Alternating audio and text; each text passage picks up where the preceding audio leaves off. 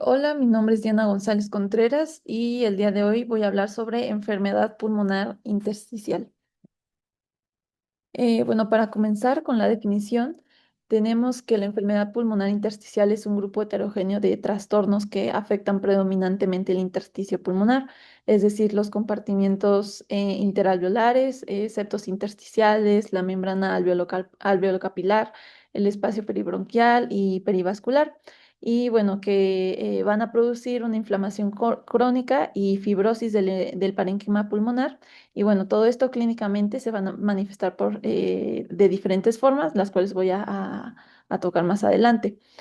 Asimismo, se han visto involucrados diferentes factores, como lo es el factor etiológico, exposición a alérgenos, materiales peligrosos como el asbesto, fármacos y enfermedades autoinmunes subyacentes.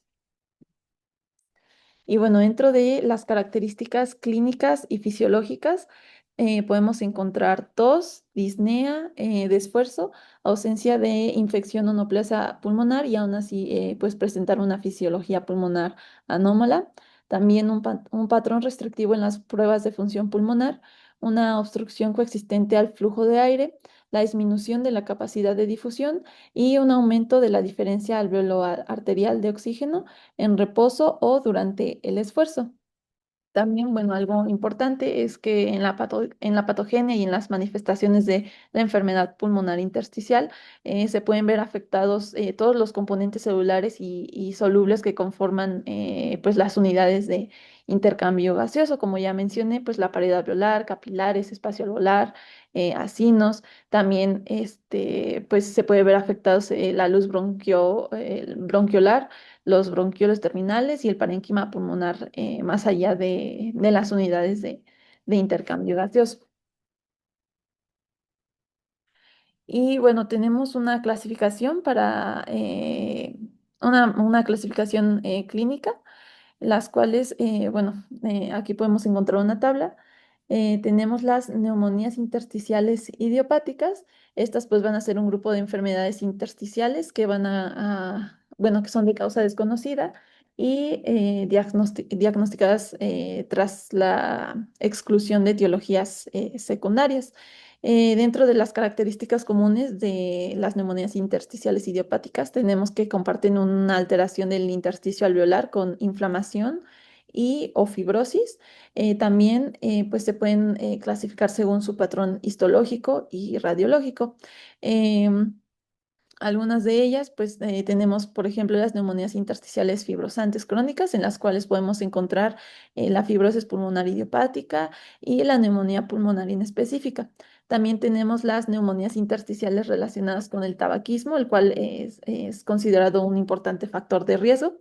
Y aquí podemos encontrar la neumopatía intersticial asociada a bronquiolitis respiratoria y la neumonía intersticial descamativa. Asimismo, tenemos las neumonías intersticiales idiopáticas agudas o subagudas, donde encontramos la neumonía en organización criptógena, la neumonía intersticial aguda y la intersticial linfocítica y linfoide. Y bueno, también tenemos las neumonías intersticiales que son poco frecuentes, en las cuales pues va a haber un patrón histológico de neumonía fibrinosa y organización aguda, un patrón histológico de neumonías intersticiales con distribución bronquiolocéntrica y fibroelastosis pleuroparenquimatosa.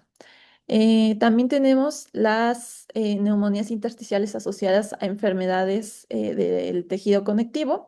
Estas pues van a ser, bueno, son manifestaciones pulmonares de enfermedades autoinmunes sistémicas, donde el sistema inmunitario pues va a atacar el intersticio pulmonar. Dentro de las enfermedades más comunes asociadas, vamos a tener la esclerosis sistémica progresiva, la artritis reumatoide, el lupus eritematoso sistémico, dermatomiositis y polimiositis, también el síndrome de Sjögren, la enfermedad mixta del tejido conectivo y espondilitis anquilosante. Bueno, también tenemos las neumonitis por hipersensibilidad, las cuales pues va a ser una enfermedad inmunoalérgica del intersticio y de los alvéolos causada por una inhalación repetida de antígenos orgánicos o químicos en individuos que van a ser susceptibles a estos. Tenemos factores laborales y ambientales, por ejemplo, puede ser en algunos antígenos típicos, puede ser el polvo de aves como proteínas séricas o excretas, hongos de humedad y también puede ser el polvo de caña de azúcar. Aquí lo que va a pasar pues es que va a haber una respuesta de hipersensibilidad tipo 3 y 4 y pues se va a dar una inflamación linfocitaria, sí, una inflamación linfocitaria y pues todo esto va a derivar a una fibrosis y la exposición va a ser persistente a lo largo del tiempo. Aquí tenemos diferentes formas clínicas como es la aguda, la subaguda y bueno, la crónica. También dentro de la clasificación tenemos la neumopatía intersticial inducida por fármacos y iatrógena. En este caso, pues la lesión pulmonar difusa va a ser causada por efectos tóxicos directos o inmunológicos de medicamentos, o bien puede ser también por algunos procedimientos médicos, como lo es la radioterapia, la quimioterapia y bueno, los trasplantes. Em, Aquí mismo podemos encontrar algunos fármacos que se encuentran asociados, los cuales pueden ser amiodarona, blomicina, metrotexato, nitrofurantoína, ciclofosfamida y también inhibidores de checkpoint inmunitario. Y bueno, en este caso, el mecanismo que se va a dar es que va a haber una toxicidad oxidativa directa y por lo tanto, pues una reacción de hipersensibilidad y esto va a inducir a apoptosis epitelar y pues por lo tanto a fibrosis.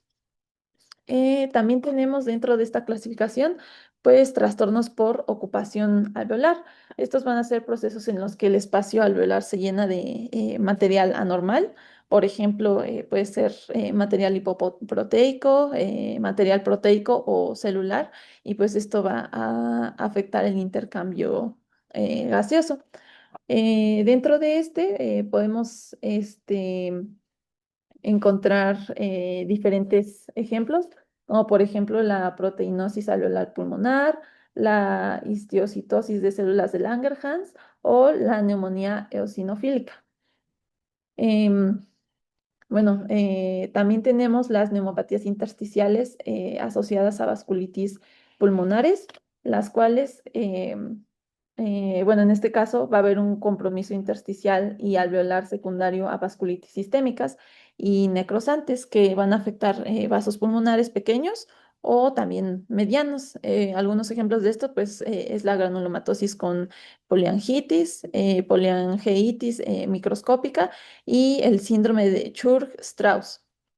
Aquí lo que va a pasar es que va a haber una inflamación necrosante de los vasos, lo cual pues va a inducir a una hemorragia alveolar. Posterior pues se va a dar una inflamación intersticial, lo cual pues va a derivar en fibrosis. Y bueno, tenemos otras formas específicas de neumopatía intersticial. Aquí se incluyen diversas entidades poco frecuentes con una fisiopatología particular.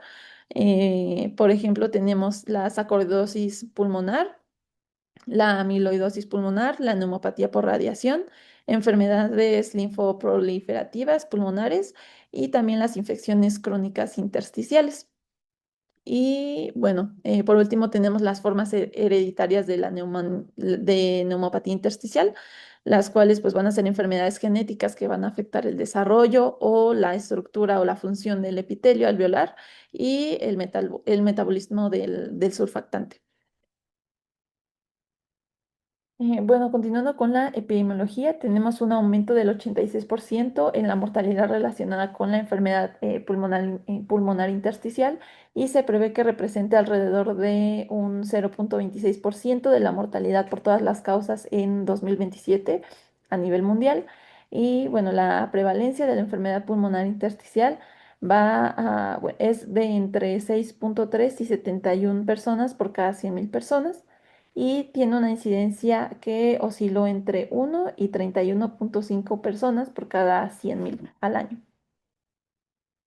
También la sarcoidosis y la fibrosis pulmonar intersticial van a ser las enfermedades pulmonares intersticiales más comunes reportadas en Europa y en Norteamérica.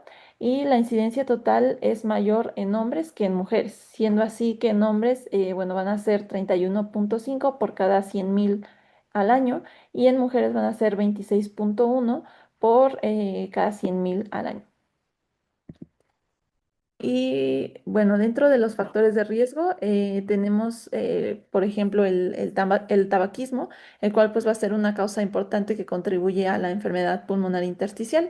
Entre las enfermedades pulmonares crónicas, la neumonía intersticial descamativa, la enfermedad pulmonar intersticial asociada a bronquiolitis respiratoria y la granulomatosis pulmonar de células de Langerhans se han asociado con el tabaquismo.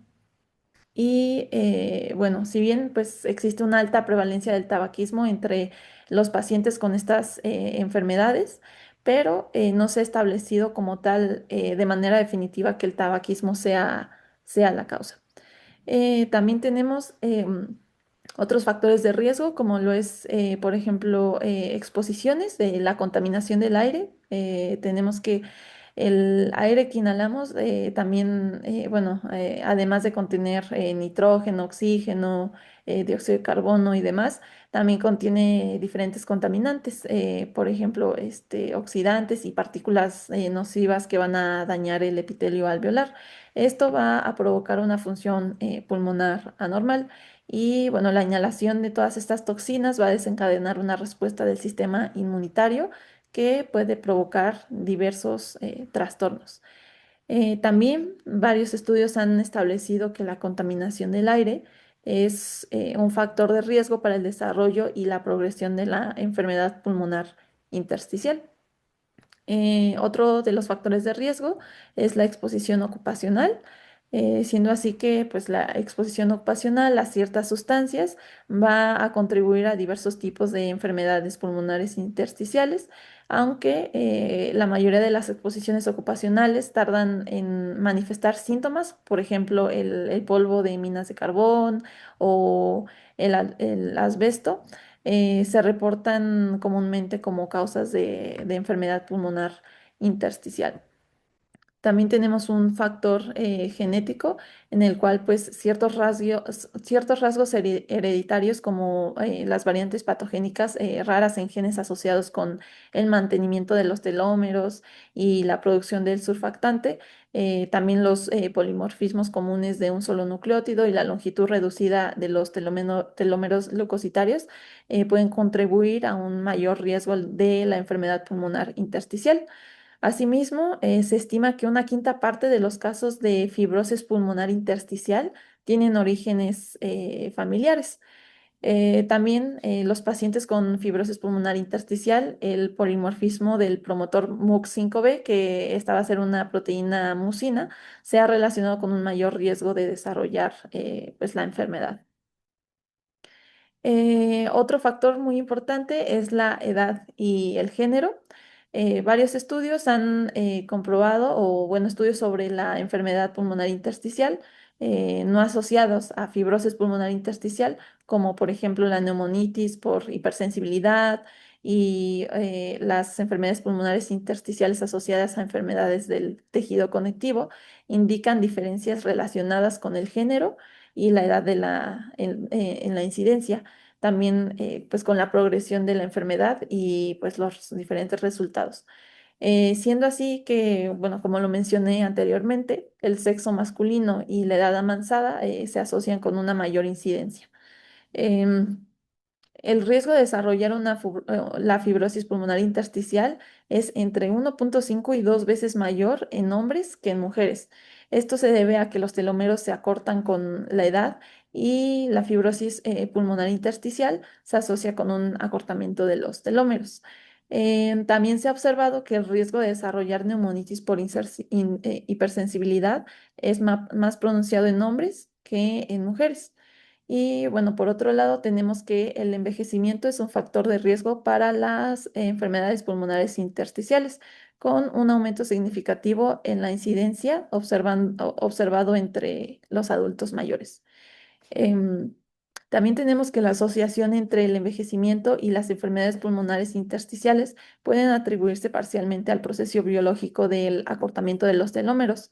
Los telómeros se acortan naturalmente a medida que las personas envejecen, lo cual pues va a contribuir a la senescencia celular y a la reducción de la capacidad regenerativa.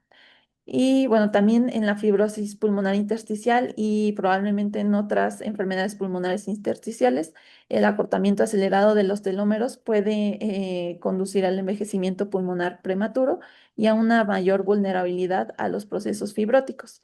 Em, Igual diversos estudios han encontrado que los hombres mayores de 65 años exhiben el acortamiento de los telómeros más significativo. Continuando con la etiología, tenemos que la etiología de las enfermedades intersticiales difusas del pulmón es muy variada, aunque solo el 35% de los casos es posible identificar el agente causal. Se pueden clasificar en tres grupos, que igual podría ser, bueno, puede aplicar igual la clasificación que mencioné anteriormente. Y bueno, estos tres grupos pueden ser neumonías intersticiales idiopáticas, las de causa conocida o asociadas a otras entidades clínicas bien definidas, y las primarias o asociadas a otras enfermedades no bien definidas.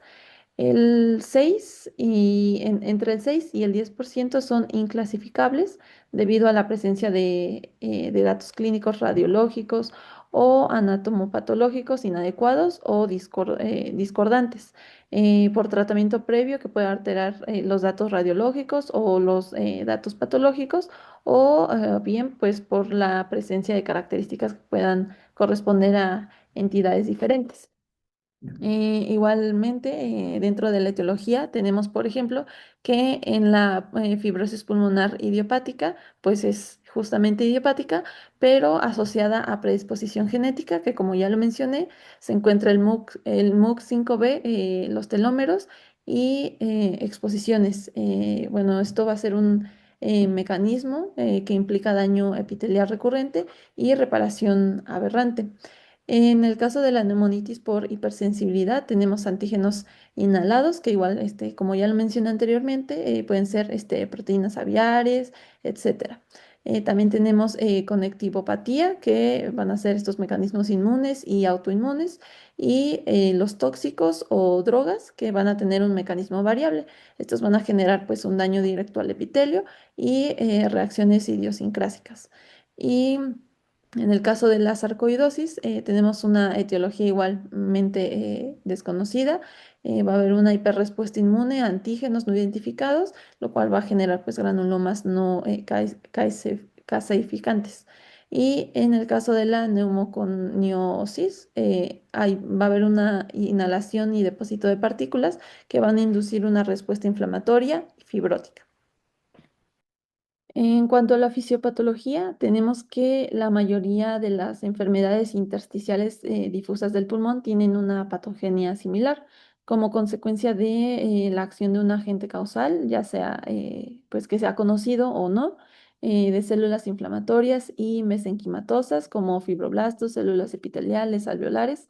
Secretan mediadores celulares que actúan de forma autócrina y parácrina entre sí, lo cual va a dar lugar a la inflamación de este alveolar, es decir, la alveolitis, y la aparición de fibrosis pulmonar. No todas las enfermedades intersticiales conducen a la fibrosis pulmonar. Ciertos factores modulan la evolución de la alveolitis hacia la fibrosis, entre ellos, pues, por ejemplo, la naturaleza del agente etiológico, la integridad de la membrana basal del intersticio pulmonar, o la predisposición genética y el estado de las defensas del paciente.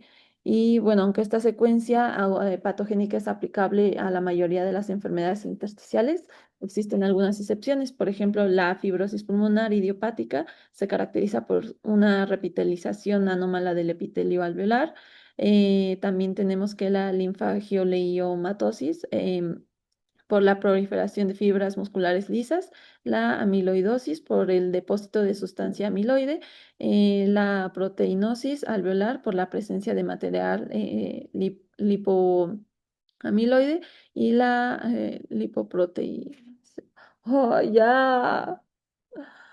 Lipoproteináceo.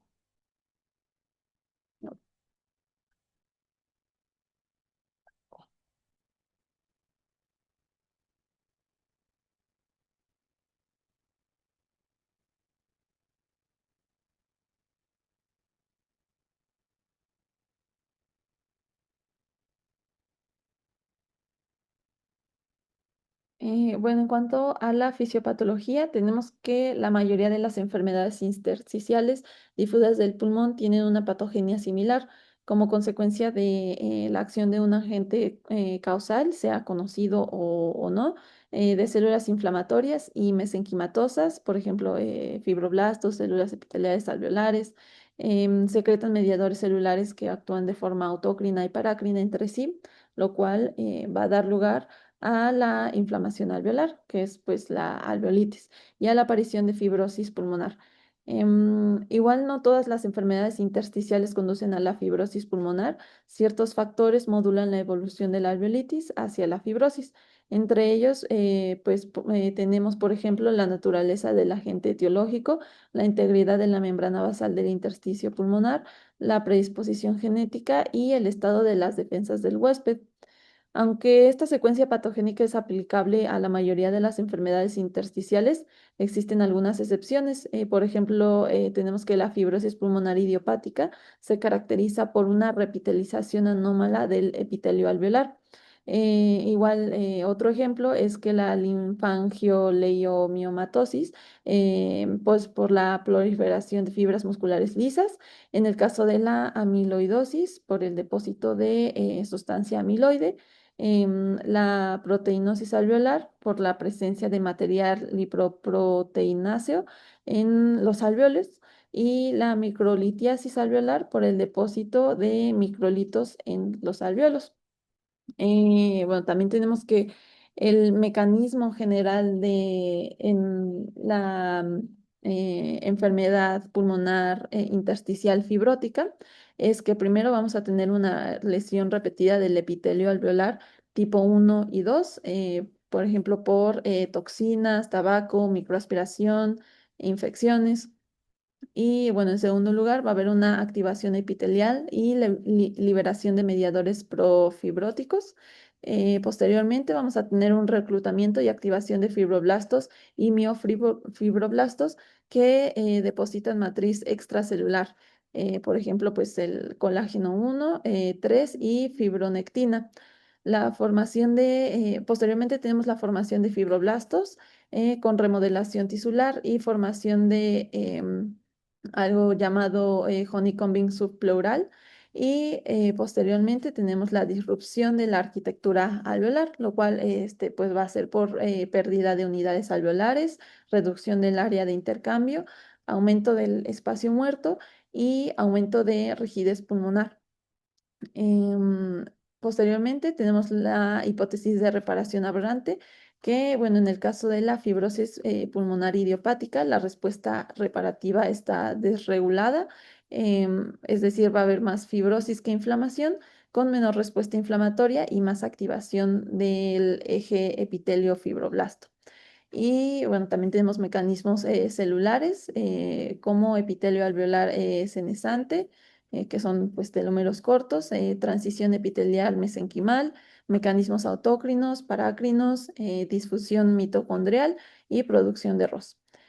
Y bueno, por último tenemos la inflamación alveolar en algunos subtipos, por ejemplo la neumonitis por hipersensibilidad con infiltrado linfocítico y células plasmáticas, respuesta inmunitaria central en el caso de la neumonitis por hipersensibilidad y conectivopatías. Y bueno, la patogenia en enfermedades granulomatosas, por ejemplo, la sarcoidosis, vamos a tener granulomas no caseificantes formados por linfocitos TCD4 y macrófagos activados que forman epitelioides y células gigantes. En sarcoidosis hay un perfil TH1 y TH17 con liberación de interferón gamma y de interleucina 2. Y bueno, fibrosis puede ocurrir en etapas crónicas. Y bueno, la patogenia de la hipersensibilidad, va a ser pues una reacción inmunomediada de tipo 3 y 4 a antígenos inhalados, lo cual pues va a conducir a una inflamación celular, granulomas, y bueno, si la exposición a esto es persistente, pues se va a generar la fibrosis. Asimismo, pues a causa de todo esto vamos a tener complicaciones fisiológicas, por ejemplo, la disminución de la complacencia, que pues se va a dar por aumento del trabajo respiratorio, la restricción ventilatoria por reducción del volumen pulmonar total y también tenemos la hipoxemia, especialmente con ejercicio. Alteraciones de intercambio son proporcionales a extensión de la fibrosis. Y también podemos tener una hipertensión pulmonar secundaria por la destrucción capilar y la vasoconstricción, que pues va obviamente a empeorar el pronóstico. Bueno, tenemos que en el cuadro clínico podemos encontrar diferentes síntomas. Uno de ellos es la disnea de esfuerzo progresiva, la cual pues va a ser la más frecuente y de evolución variable, puede ser de meses hasta años. También tenemos tos seca, no productiva, persistente, fatiga, pérdida de peso en formas sistémicas, dolor torácico, pleurítico ocasional, síntomas extrapulmonares según etiología, artromialgias, rash, fenómenos de Sjögren, cialorrea, fenómenos vasculares en esclerodermia.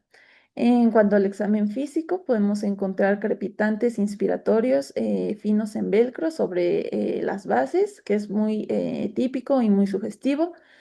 También adenopatías ciliares en el caso de la sarcoidosis, acropaquías, en el hipocratismo digital, en fibrosis crónica, em, también signos de insuficiencia cardíaca derecha en la neumonitis por hipersensibilidad avanzada y signos de tejido conectivo en caso de, bueno, si existen. Y bueno, en cuanto al curso clínico, por ejemplo, tenemos que en la fibrosis pulmonar idiopática va a ser progresiva con exacerbaciones agudas. Deterioro agudo, nueva opacidad bilateral en la TC y mal pronóstico. En la neumonitis por hipersensibilidad tenemos formas agudas, subagudas y crónicas. La forma crónica puede imitar otras enfermedades pulmonares intersticiales. Y bueno, en cuanto a los estudios complementarios, tenemos pruebas de función pulmonar. Aquí tenemos un patrón restrictivo en la TLC disminuido, FBC disminuida, FEB1 disminuido proporcionalmente y la relación de FEB1 con FBC normal o elevado. También tenemos curvas flujo-volumen que van a mostrar reducción de volúmenes y la resistencia de vías aéreas suele ser normal. Y el test de ejercicio, que es una prueba de marcha de 6 minutos con distancia recorrida y de saturación, útil para el seguimiento y trasplante y dedicación de oxígeno. En las imágenes tenemos la radiografía de tórax, que va a mostrar un patrón retículo nodular difuso, disminución de volumen buena para cribado poco específica. Y tenemos la tomografía computarizada de alta resolución, que va a ser un estudio clave pues en diferentes de estas enfermedades pulmonares intersticiales. Em, por ejemplo, tenemos que en la neumonitis por hipersensibilidad podemos encontrar un patrón mosaico centrilobular en nodularidad, áreas de atrapamiento aéreo en expiración, fibrosis en etapas crónicas. En el caso de la sarcoidosis tenemos adenopatías ciliares y nódulos perilinfangíticos.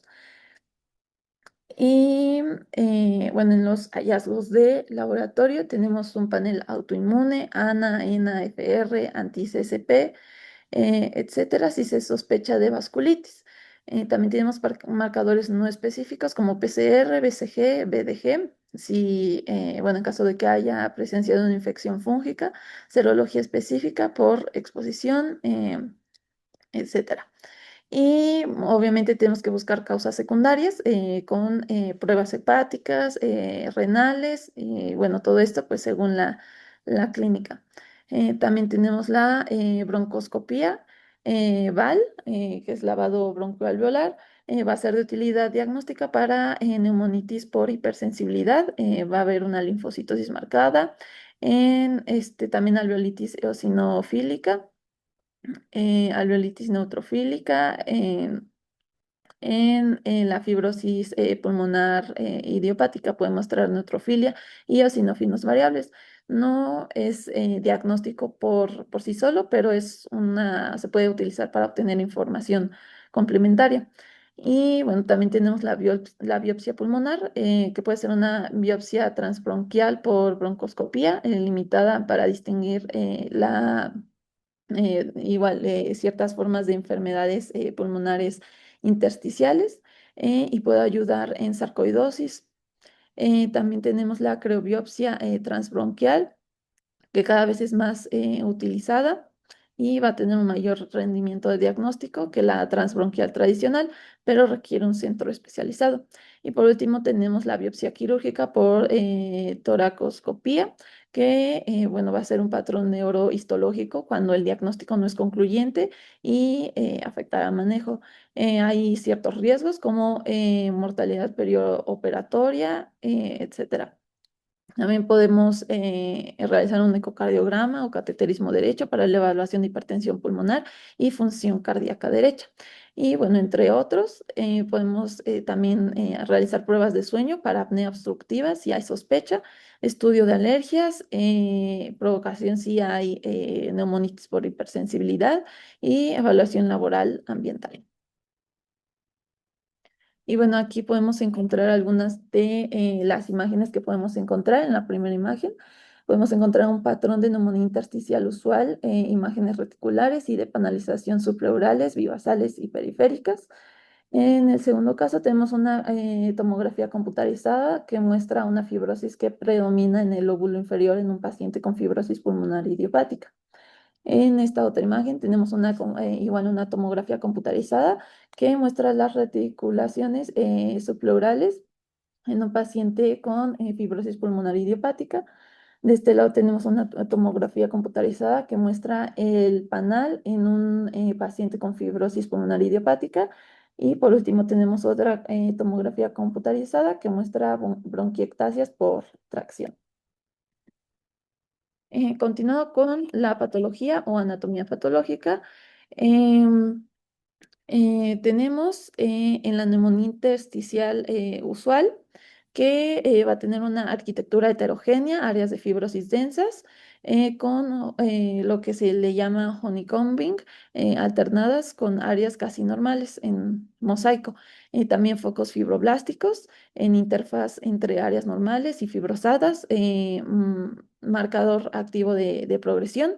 También predominio subpleural y peribronquial, destrucción alveolar y formación de quistes con epitelio bronquiolizado, inflamación mínima bueno, comparada con la fibrosis. Continuamos con la neumonía intersticial no específica, el cual va a mostrar un patrón uniforme inflamatorio o fibrosante con preservación de la arquitectura y mínima heterogeneidad. Em, y también va a haber menos fibroblastic foci. Em, Posteriormente continuamos con la neumonía organizada. En esta neumonía organizada vamos a tener tapones fibróticos en bronquiolos distales y en alveolos, y el parénquima relativamente preservado.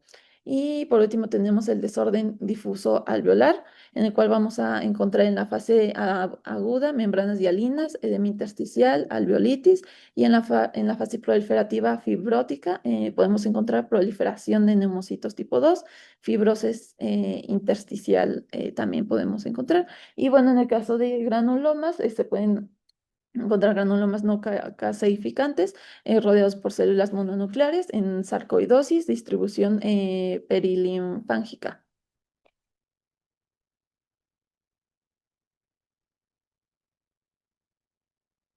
Ahora, en el caso del tratamiento para las enfermedades pulmonares intersticiales, tenemos que el tratamiento pues depende del diagnóstico etiológico y el fenotipo inflamatorio versus fibrótico y se diferencia medidas generales, tratamiento específico, antifibrótico y terapia inmunosupresora. Dentro de las medidas generales tenemos la evaluación multidisciplinaria por el neumólogo, radiólogo, patólogo, el cese de exposición a antígenos, tabaco, también el oxígeno. Si el pH2 es menor o igual a 55 milímetros de mercurio o la saturación es menor al 88%. También tenemos rehabilitación pulmonar y soporte nutricional, vacunas como influenza, neumococo, COVID y el control de las comorbilidades que se presenten. En el tratamiento farmacológico tenemos el fenotipo fibrótico con pirfenidona o nintedanib. Fenotipo inflamatorio, tenemos corticoides sistémicos, inmunosupresores como ASA, MMF y CFM, y biológicos como el rituximab en refractarios. COP me parece tener una buena respuesta a corticoides y en intervenciones avanzadas, pues tendría que ser un trasplante pulmonar, terapia para hipertensión pulmonar, si es que aplica, y en ensayos antifibróticos combinados e inmunomoduladores.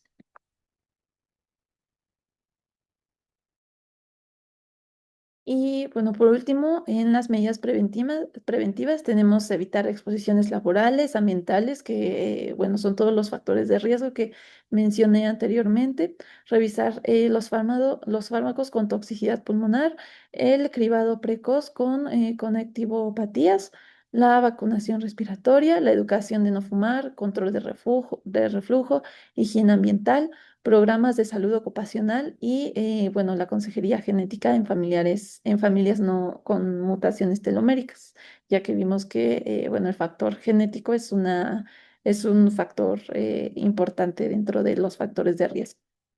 Y bueno, eso sería todo.